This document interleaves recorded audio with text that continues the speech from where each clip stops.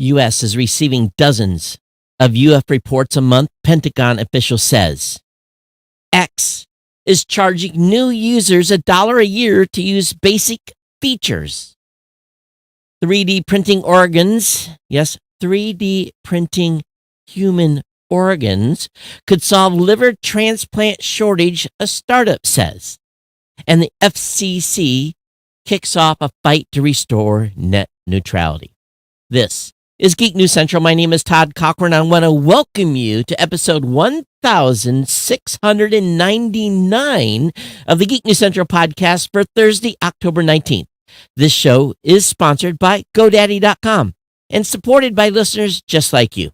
Great deals from GoDaddy can be found at geeknewscentral.com/GoDaddy. You can support this show today at geeknewscentral.com/insider. We are lit. We're live with apps from podcastapps.com. Join the value for value revolution. Earn Satoshis just by switching to a new modern podcast app at podcastapps.com. I want to give a warm welcome to all the new listeners of the show. Thank you so very much for being here. This is the show where you tune in to learn about tech, news, science, and everything in between. Make sure you get over to geeknewscentral.com. Follow or subscribe to the podcast. And, of course, while you're on the website, sign up for the newsletter. The newsletter contains everything I talk about during the show, with all the links delivered directly to your inbox, along with the link to the latest podcast. You can always join our chat room. Our chat room is alive and well, geeknews.chat. That's our Mastodon chat server. Sign up over there and just request, say I'm a GNC fan, and I will approve your account. Or just follow me at geeknews at geeknews.chat. Now, there's another way to contact me. Very, very simple, via email, geeknews@gmail.com, geeknews@gmail.com, of course, on X at geeknews. All our partner shows are linked to geeknewscentral.com. Go check those out. That includes the new media show, co-hosted by myself and Rob Greenlee, the Gadget Professor with Mr. Don Bain, who's still off in Europe, and, of course, the GNC Week in Review, led by our executive producer of this show, Kirk, and his co-host, Scott. So definitely check out our family of shows at geeknewscentral.com. It's greatly appreciated. Again, this show is sponsored by our great and long-term partner, GoDaddy. You can find information about GoDaddy at geeknewscentral.com, geeknewscentral.com/GoDaddy. This is where savings begin. Savings start here. Get a new brand new .com, new domain name for just a penny. Just a penny gets you started. Or $1.99 a month. $1.99 a month. Economy hosting for the first year with a free domain, or $2.99 a month. Manage WordPress hosting for the first year, again with a free domain. The two absolute best deals in the known universe to get set up for a hosting account. We love that $2.99 a month Manage WordPress hosting. It just takes every single thing that you would ever come up and have issues with, and just, it's managed. They take care of it. They back it up. They do everything you need to keep it online. All you really got to do it yourself is make sure that you don't turn off any auto updates or anything like that. Again, $1.99 a month economy hosting for the first year with a free domain, or $2.99 a month Managed WordPress hosting, again for the first year with a free domain, or a free trial of GoDaddy website builder, your choice of personal business to business plus plans. And you can save. You can save large. You save an average of 94% per purchase on GoDaddy hosting accounts. And, of course, you save large with that domain name offer. These GoDaddy codes are non-expiring and been verified to work.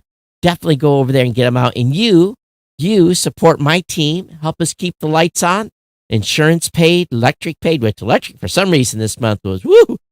I don't know why it was so big. And of course, everything else that goes on here. And we definitely appreciate pay the rent. There's a little story about that. But everything's good. Don't worry. Just the landlord forgot to cash a check. That's all they did. But again, all of these codes from GoDaddy, again, geeknewscentral.com/GoDaddy. Your support allows me to do what I do best, and that's bring you great tech content twice a week as often as I can. And I want to thank everybody for the long time support. And of course, thank you everyone for sticking with me. Obviously off to see my daughter. And my new grandbaby had a great time hanging out in Wenatchee, Washington. I flew out and then landed in Seattle. Drove took the 3-hour drive, approximately 2 hours and a half. But if I tell you what, I found this place that made, I was a little off put. I went through a drive-through to get a burrito, and it was a no-name burrito place, and the burrito was like $12 or something. I was like, I asked the lady, I said, "How come it's so much?" And she says, "When you see it, you'll understand." I was like, "Okay, give me the burrito." And got a burrito and a drink, and this thing was a monster. And I should have sat in the parking lot and ate it, because I was driving and trying to eat this monster burrito, like 2 bites to get across the top of it each time. Yeah, but it was delicious. It was really, really good. But anyway, the arrived in Wenatchee. Everything was fantastic. Spent time with my daughter, my son-in-law, and my new grandbaby, and really just chilled. Had a super chill weekend. It was wonderful, and I flew back Monday. Got in about 8. Got back to the house about 10, and then wow, I'm kind of dizzy because the last 3 days have just been. Tuesday wasn't too bad, but Tuesday was like kind of catch up with email and get some stuff done. But Wednesday, Thursday, my schedule was slam, absolutely chock full, and I had an appointment this afternoon. I had to drive up to Battle Creek and back, and so it's gonna be a full work day for me tomorrow. I see no end in sight. No kicking off at noon tomorrow at all. Just because I got to get caught up, I need to put some extra hours in, all those types of things. So yeah, had a great time, and glad to be back here in the saddle. Monday's the big one. 1,700. We finally get 1,700 across the line on Monday, so I hope you'll be here live with me. I'll do my best to be ready to go live by, let's say, anywhere between 6:15 and 6:30 p.m. Eastern on Monday. So I hope you'll join us either on YouTube or join us on Facebook, one of the 2 places. I would be greatly appreciated if you join me live for the 1,700th episode.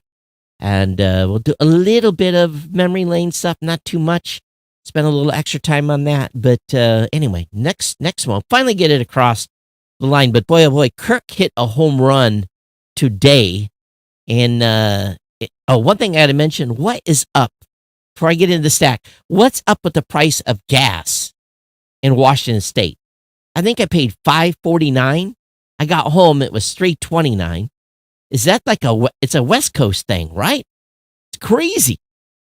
I was literally, I had to put 10 gallons in the rental car, and $55 and some change. I just couldn't believe it. I was like, wow, I can fill my car up for $49. Matter of fact, I did it this afternoon. $49.40 was what it cost me to fill my car all the way up today, and it was $55 just to put 10 gallons in a rental car. It's amazing how much difference a gas price is. It's just that, well, I guess it got good roads in Washington. Can't say the same in Michigan too much. So let's go ahead and get on here, wet my whistle a little bit with some H2O, and let's get into the stack. In the U.S. government says they're receiving dozens of UFO reports a month. The Office of Anomalous Phenomenon, UAP, has received approximately 800 reports of identified objects to investigate as of April, up from 650 reports from August of 22. Sean Kirkpatrick, who heads up the All-Domain Anomaly Resolution Office at the Pentagon, told CNN. He says the vast majority of benign objects, such as balloons, drones, swamp gas,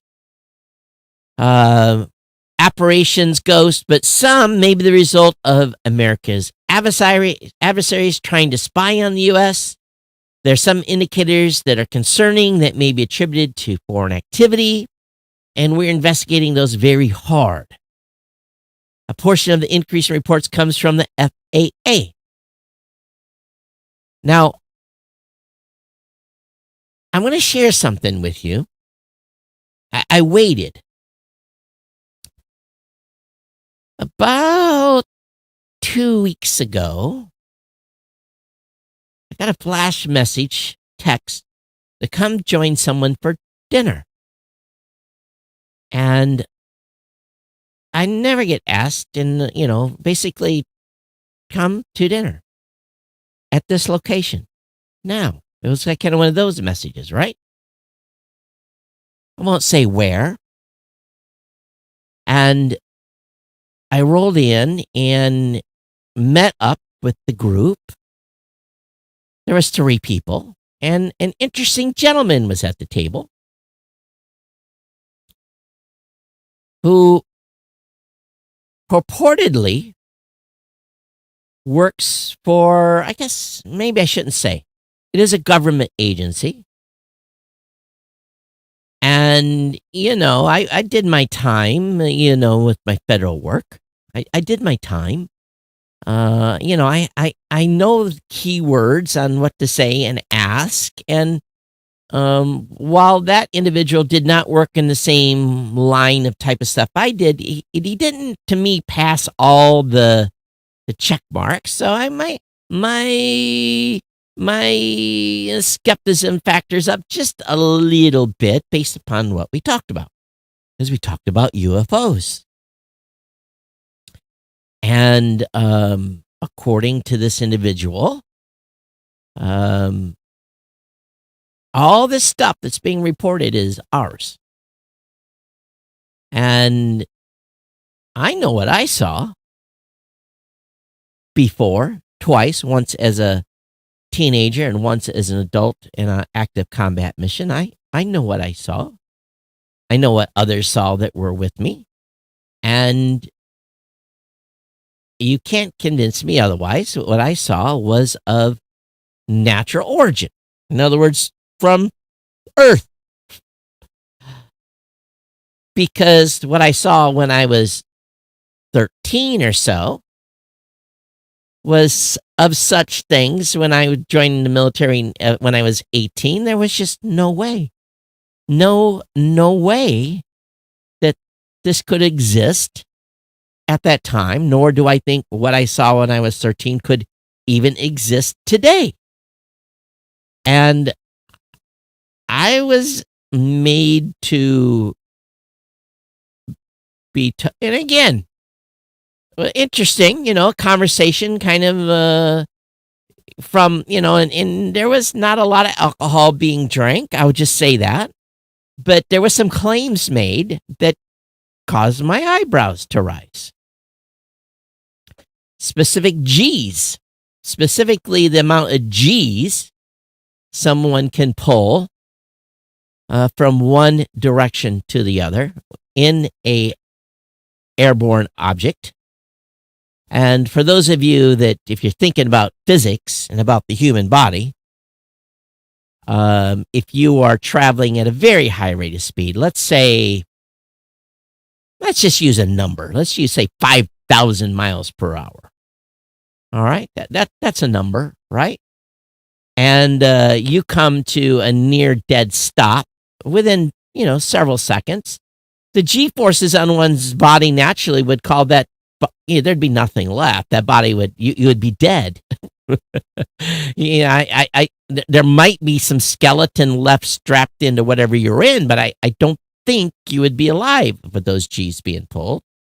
But, there were some claims made that the G's put upon one's body is completely capable, and we have the technology to stop and turn right, per se.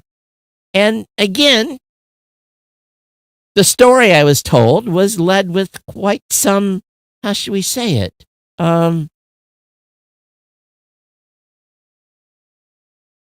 Perceived authority. It was interesting, to say the least, that conversation. And having worked the biz for a while, one can ask certain questions and get responses that it's kind of like it's almost like the secret handshake, right? If you are an expert and you have worked in a field and you know some stuff, you can ask some leading questions to get see what kind of answer you get. And again, not all of my checks were marked, but it wasn't something that potentially couldn't have gotten those marks checked because it was two separate entities and different times and things like that. But based upon the conversation and the querying of aircraft types and types of fuels and just certain things you ask, some of that's completely smelled the passed the smell test, but a few things did it. But it's awful interesting, the people that you meet and the stories that they tell. Meanwhile, the Pentagon is preparing for a flood of new reports as it readies 2 new portals for submission, one for historical sightings from current or former government employees and contractors, and a second for public submissions of new reports.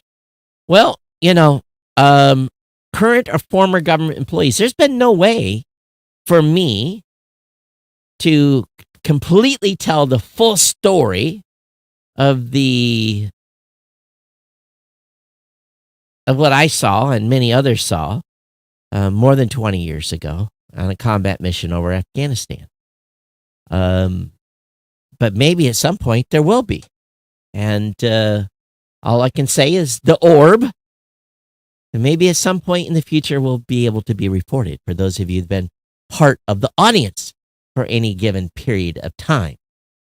So it was just kind of ironic, the things that you hear, and I'm sure when the government gets submissions, I'm sure there's all kinds of claims and thoughts and things that people see that I'm sure are completely bogus.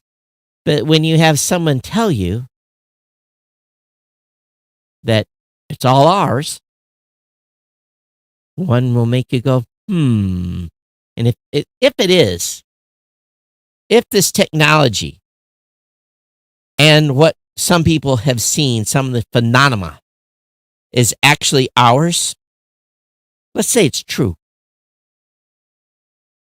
Let's just assume for 60 seconds or so here that it's true. We are the origin. The U.S. government is the origin and the testees of this technology. Where'd we get it? That's what I want to know. That's what I want to know. And I think my sisters and brothers in arms who are still serving active duty and maybe doing some of the things that I did when I was active duty would probably ask the same question. So I'll let you ponder on that one for a little bit. geeknews@gmail.com for your questions. geeknews@gmail.com. I'd love to hear your feedback on this. So what say you on how many G's do you think a person could pull before their body would essentially, turn into jelly? That's the question. I'm sure we can Google that and find it out. Maybe ChatGPT can tell me. X now has announced it's testing a new paid subscription service for new users in New Zealand and the Philippines, allowing the post to interact with other posts on the uniform. So they got to give them $1 to be able to write any post in X. You can read for free, but new users have to pay $1 a year. And what they're trying to do is this is a test to see if they can shut down the bots, make all these bots pay $1. And of course, if they come on and pay $1 and still get cut, well, that's some free money but it will, because they're going to have to use a different credit card every time. because they're going to look across those accounts and look for some sort. Now, I've got 5 or 6 Twitter accounts. I don't pay for all those Twitter accounts. I have some of them for historical purposes. I have one for podcast awards. I've at Geek News. Blueberry has a couple of Twitter accounts across, the scheme. I've got a number of these, and we pay for a handful of them. But if I had to use a different credit card in each one, it might be a pain after a little bit. Moving on here, something that could be truly remarkable. And again, if you're not a organ donor, if you do not have that on your driver's license, I would highly recommend that you have and I'm going to see if I can show this to you guys without showing my card too much of my card. On my driver's license is for those of you watching, I have the donor mark on my driver's license. And why? It's because in this country and all over the world, there is a gross shortage of organs for donation. Now, when my father was killed in his automobile accident so many years ago, he was a organ owner. And even though he was in a mass trauma accident, they were able to harvest his corneas and a few other things. And I still have a nice box with a letter, and it was an honor. He felt it was an honor to be a organ donor. So I always recommend if your religion allows it to be an organ donor, it's one of those things you never know. You could save another life if something tragically would happen to you. So please do that when next time you get your driver's license renewed. Please become an organ donor. But these 3D printed organs could solve liver transplant shortage, as startup says. It's an offer that Vital 3D plans to make a reality. The Lithuanian startup is among a growing wave of companies that want to bioprint body parts. Vital 3D believes the tech can bridge the gap between organ demand and supply. It's a gulf that's widening each year. In the U.S. alone, over 90,000 people are on the kidney transplant waiting list, while only 25,000 actually received one last year. Bioprinting is a promising solution, but an immensely complex one. The process requires highly specialized equipment, sourcing materials, and medical expertise. Kidneys are particularly complicated to recreate. Each kidney contains around 1 million what's called nephrons, which provide the organ's functionality. If the nephrons in both kidneys were arranged hypothetically end to end, they would stretch to a distance of around 16 kilometers. So, but they say liver might be a little easier. The system promises precision down to 1/1000th of a millimeter, as well as rapid speeds. They aspired to print a kidney within just a 24-hour period, but they say it's still early. But livers might be easier. So we'll see. We'll see where this tech takes us. Could be very, very interesting, couldn't it? As we talked about in the last show, the FCC is looking to restore net neutrality. After 5 years in a shallow grave, the FCC has revived the rules meant to force internet service providers like Comcast and Verizon to treat all traffic equally. The agency voted in favor of a notice of proposed rulemaking Thursday, taking its first step towards reinstating net neutrality. The FCC proposal reads similarly to the Obama-era open internet order that the Trump FCC, led by Ajit Pai, repealed in 2017. In order to ban ISPs from blocking and throttling internet traffic, the agency plans to reclassify broadband from an information service to a common carrier under Title II of the Telecommunications Act. So over the next few months, the public is allowed to make comments on the proposal. Sometime after the commenting period closes, the agency will make a final vote. Now, this definitely will go full round through the court system. We will see where this goes. We will see where this goes. And net neutrality opponents have long argued that the rules would impose outdated and heavy-handed regulations on the telecom industry, which they say already provides great services and would never discriminate certain kinds of internet traffic. But telecom companies have defied the principles of net neutrality in the past.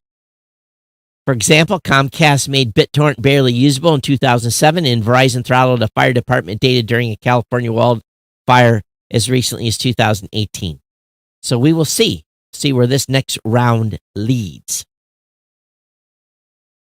Those of you that are Garmin users, and I've learned Garmin has quite the commercial line of devices, including aviation. They have just rocked it. I was not aware. I was watching some aviation videos recently, and Garmin is like kicking it in the small aircraft business, even all the way up into like business jet, that type of stuff. But Garmin is reportedly working on a new glut of new features and 2 new smart watches. And not much is known about these watches, but according to report, they're said to be in the Phoenix and Epix area in terms of performance, which would make some of the best Garmin watches overall from a technical perspective. So we will see what comes with this. And so those of you that are out hiking or whatever it may be, maybe you'll be able to get navigation stuff with a Garmin right on your arm. I think some of that's still possible, but I wouldn't necessarily want a Garmin on my wristwatch to be used while I was driving. On the science front, a new map of space precisely measures nearly 400,000. Now think about this: 400,000 nearby galaxies. We're not talking about stars and planets. We're talking about galaxies. It's a treasure trove of information for researchers investigating everything from galaxy formation, evolution, dark matter, and gravitational waves. It's also freely available online for the public to explore. Astronomers have long sought to map the night skies to not only fill in a picture of the cosmos that we inhabit, but also support further research. The Siena Galaxy Atlas, SGA, is a compilation of data from 3 surveys completed between 2014 and 2017, known as the DESI Legacy Surveys, which were carried out to identify galaxy targets for dark energy spectroscopic instruments. Data was collected at the Cerro Tolo Inter-American Observatory and the Kitt Peak National Observatory, both programs of NSF or NORLAB and the University of Arizona Stewart Observatory. So what I'd like to know is, in those 400,000 galaxies, which is just an incredible number, how many stars and how many planets are inside those? I don't think they could calculate it. Maybe there's not enough zeros on a piece of paper to be able to cover it. We have to go into the powers, right? Virgin Galactic is going to perform suborbital research flight in November. The company announced that the next flight of its VSS Unity suborbital spaceplane is scheduled for a window that opens November 2nd from a spaceport America, New Mexico. It will be the 5th commercial flight and the 6th flight of Unity this year. The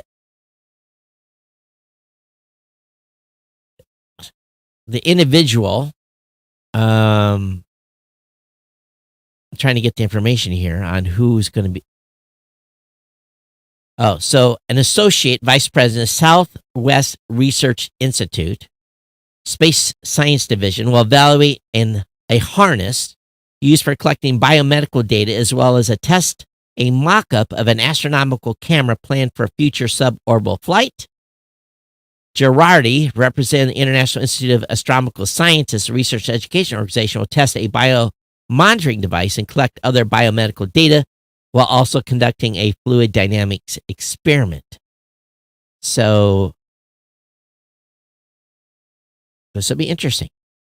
They're going to carry 2 researchers, Alan Stern and, again, Kelly Girardi. A third customer is described by the company only as a Franco-Italian private astronaut that's paid the fee.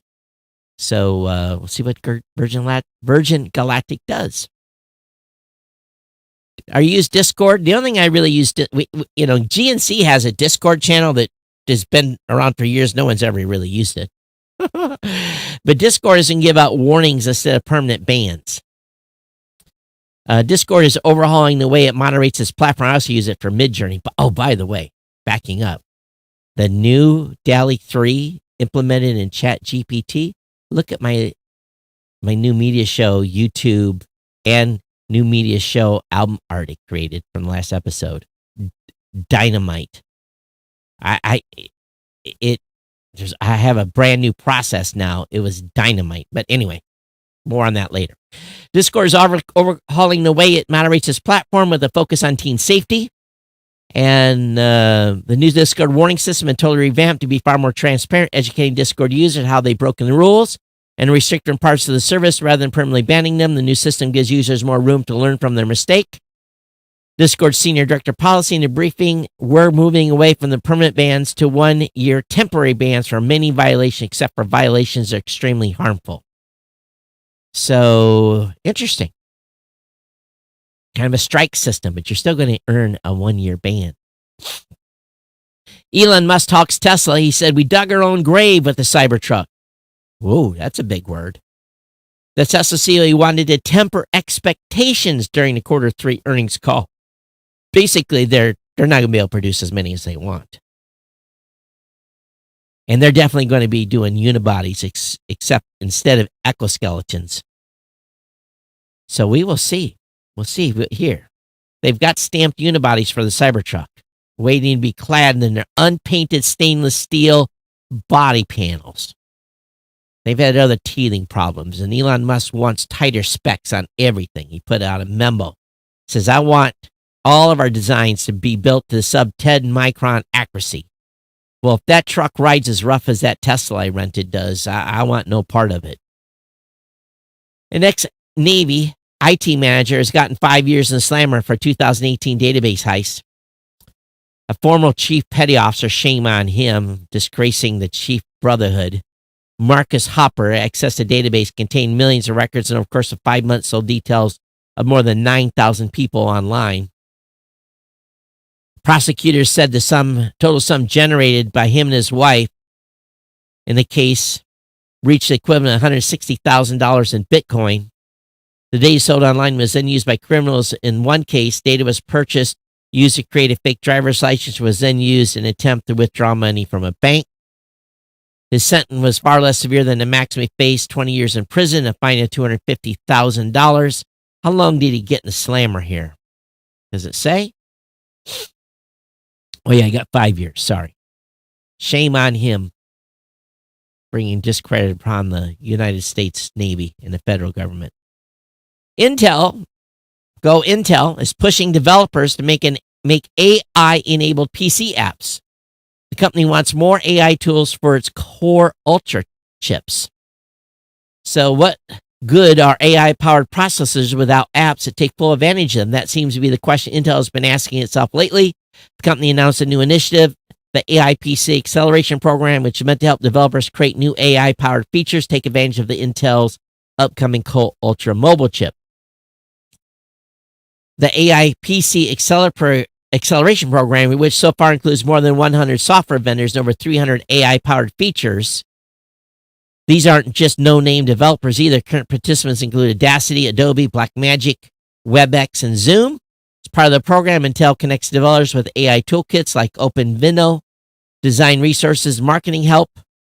So this is interesting on Intel's part, helping developers use their chips to drive more engagement.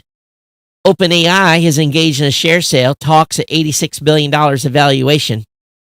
We know 2 weeks ago, FTX $500 million investment in Anthropic in 2022 was said to be a game changer. Now its rival OpenAI, responsible for ChatGPT, received valuation of $86 billion. This is a valuation higher than Stripe. So OpenAI, which is 49% ownership held by Microsoft, is under the leadership, of course, CEO Sam Altman and the president, Greg Brockman. If valued at $86 billion, OpenAI would surpass the valuation of prominent companies like Stripe and Shine, make it one of the world's most valuable private companies. It's going to go to the top. I'm going to tell you, this company is not stopping. With this DALL-E 3 integration, I might not have to use Midjourney anymore. Amazon tests humanoid robot and warehouse automation push. The human robot called Digit is bipedal and can squat, bend, grasp items using class and imitate hands. It's built by Agility Robotics and will initially be used to help employees consolidate totes that have been emptied of items. The retailer, which is second largest U.S. employer behind Walmart, has deployed robots in its warehouses for more than a decade, mainly to move inventory to waiting employees. But now they got robots that will help rack and stack stuff. So we'll see what happens with this. The goal, you know what the goal is? Get rid of the humans. Google hosted malvertising leads to fake KeyPass site that looks genuine. So be careful. Those of you that use KeyPass, this is a very, very important piece of software. KeyPass is very, very important for some.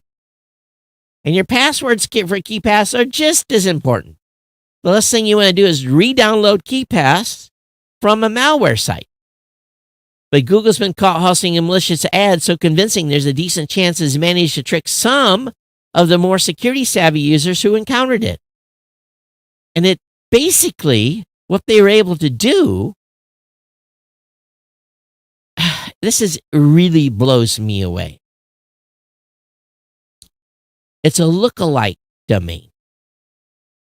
It's encoded in a way.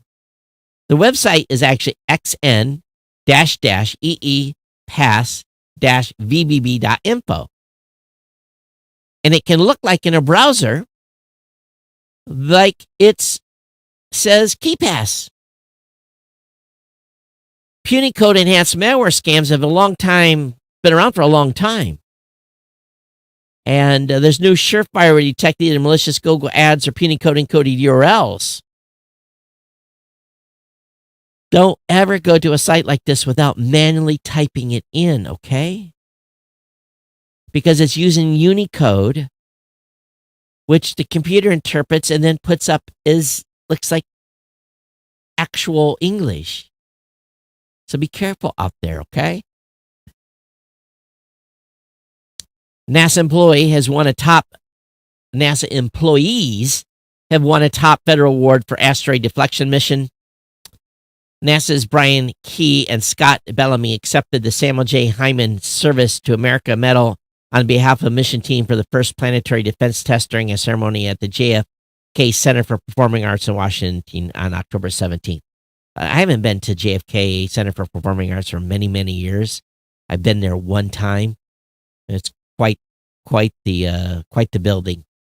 The awards program for career federal employees, known as the SAMMYs, aim to highlight key accomplishments that benefit the nation, seeks to build trust in government, and inspire people to consider a career in public service.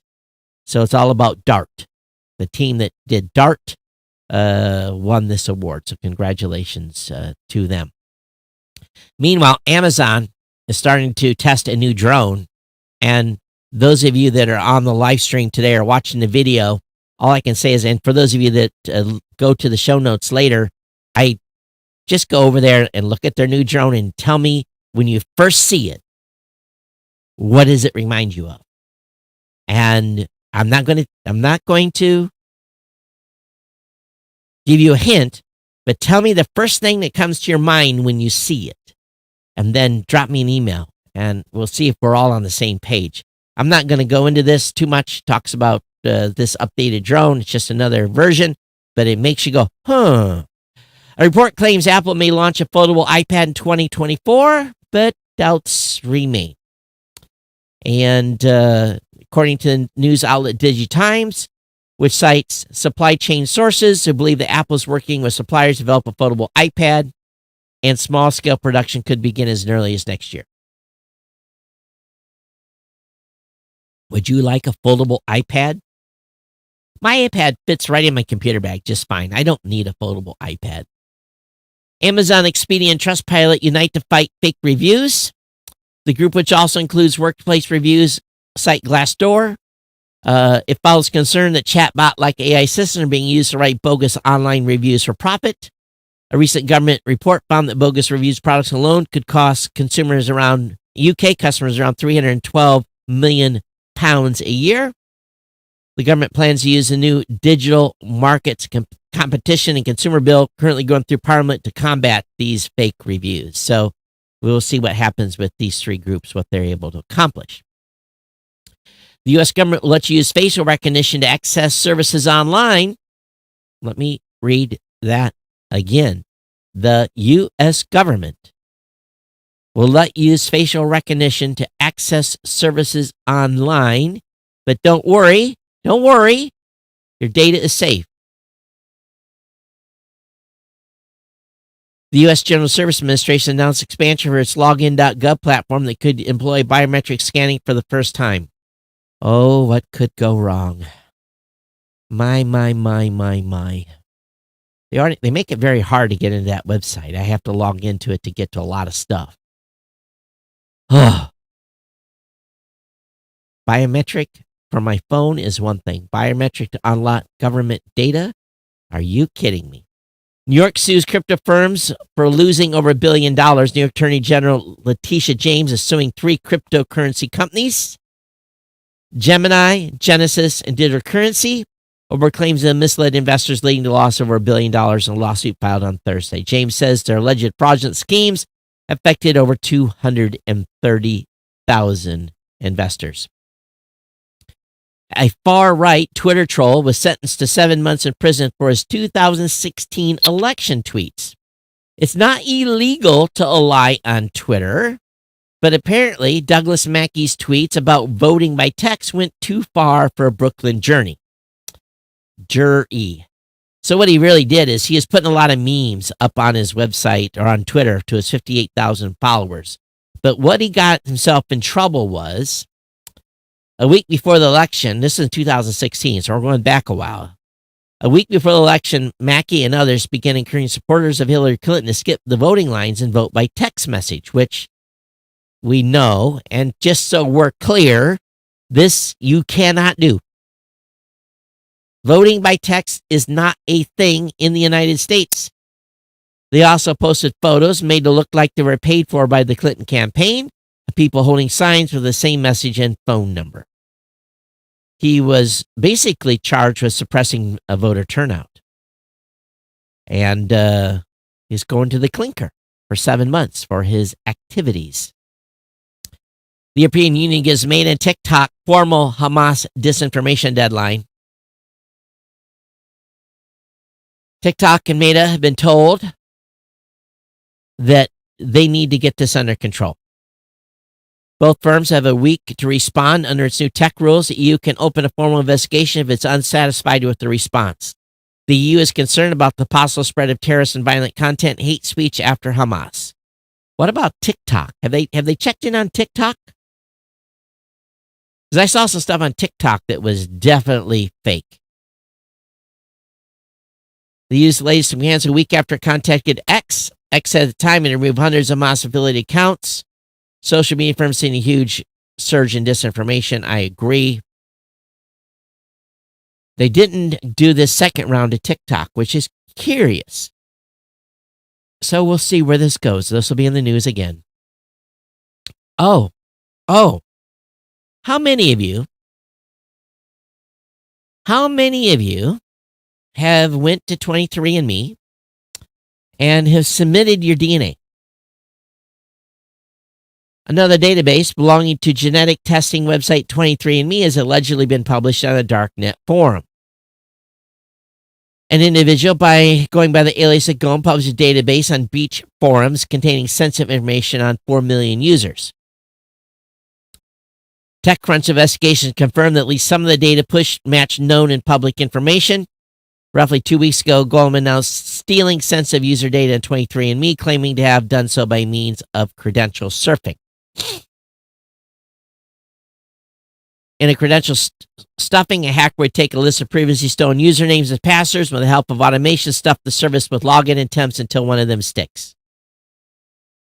The database contains records on 4 million users. Ay.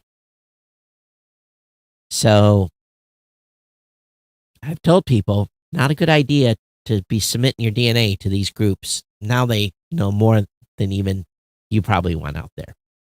Apple's latest China App Store problem is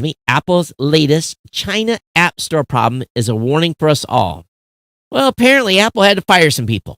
Why? Well, some people that work in the Chinese App Store were getting dinners, gifts, all kinds of things. And not surprisingly, those that were giving those gifts and incentives, their apps were being recognized very high in the search results and homepage type of recognition.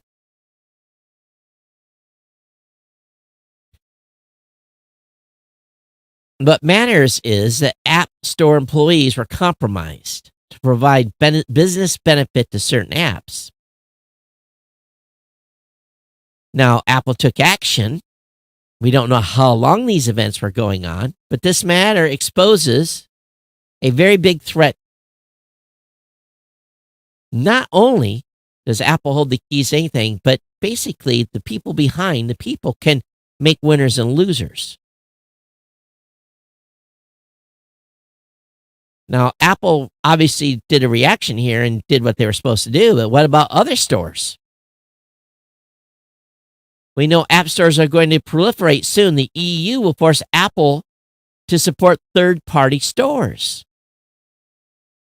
But now these competing stores will be as well resource managed or policed as Apple's. And there's going to be a lot of them. And there's going to be all kinds of interesting things happening. Staff turn will be frequent, salaries low, business stakes high.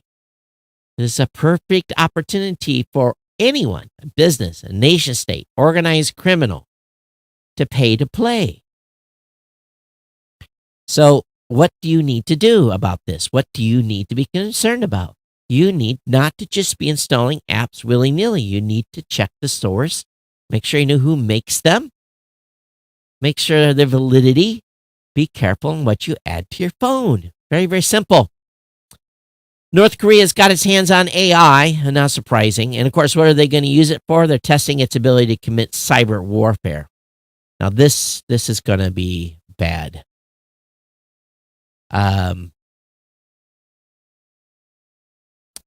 This development was confirmed in a statement given by Annie Neuberger, Deputy National Security Advisor.